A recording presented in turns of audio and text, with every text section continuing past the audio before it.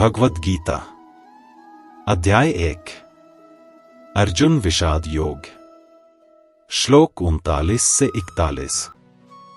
कुलक्षये प्रणश्यन्ति कुलधर्मा सनातना धर्मे नष्टे कुलन कृत्स्नम धर्मोभिभवत्युत अधर्माभिभवात् कृष्ण प्रदुष्यन्ति कुलस्त्रिये स्त्रीषु दुष्टासु वार्ष्णे जायते वर्णसंकर संकरो नरकायव कुलघ्नाना कुलस्य च पतन्ति पितरो ह्येषा लुप्त पिंडोदकक्रिया।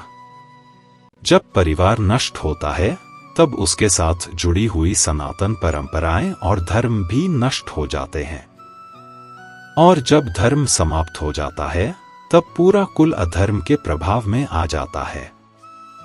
हे कृष्ण, जब अधर्म का प्रभाव बढ़ता है तब कुल की स्त्रियां दूषित होने लगती हैं, और जब स्त्रियां भ्रष्ट होती हैं तब वर्णसंकर संतानें समाज में अस्तव्यस्तता उत्पन्न होती हैं। ऐसी संतानें कुल का विनाश और नरक का कारण बनती हैं उन लोगों के लिए जिन्होंने कुल को नष्ट किया, और उनके पूर्वजों के लिए भी, क्योंकि उन्हें पिंडदान और जल अर्पण जैसी श्राद्ध क्रियाएं नहीं मिल पाती। अर्जुन अब युद्ध को गहरे सामाजिक और आध्यात्मिक परिणाम को समझने लगे थे। उन्होंने कृष्ण से कहा, अगर हम इस युद्ध में अपने ही परिवारों को मार देंगे तो सिर्फ लोग नहीं मरेंगे, उनके साथ उनकी परंपराएं, धार्मिक रीति रिवाज और धर्म भी खत्म हो जाएगा। उन्हें डर था कि धर्म के नष्ट हो जाने पर समाज में अधर्म का राज हो जाएगा। जिस घर में धर्म नहीं होगा वहां सच्चाई, मर्यादा और अनुशासन भी नहीं रहेगा।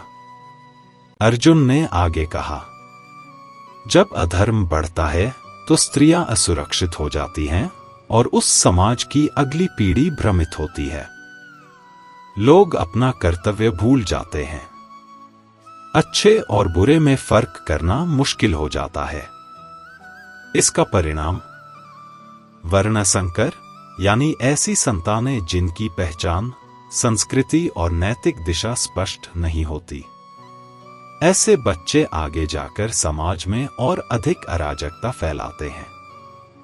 अर्जुन ने यह भी कहा, केवल वर्तमान ही नहीं, भूतकाल भी प्रभावित होता है। जो पूर्वज हम पर आश्रित हैं, श्राद्ध और पिंडदान के लिए, वे भी भूखे रह जाते हैं।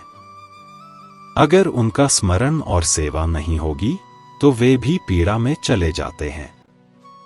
यह अर्जुन के अंदरूनी संघर्ष का चरम था।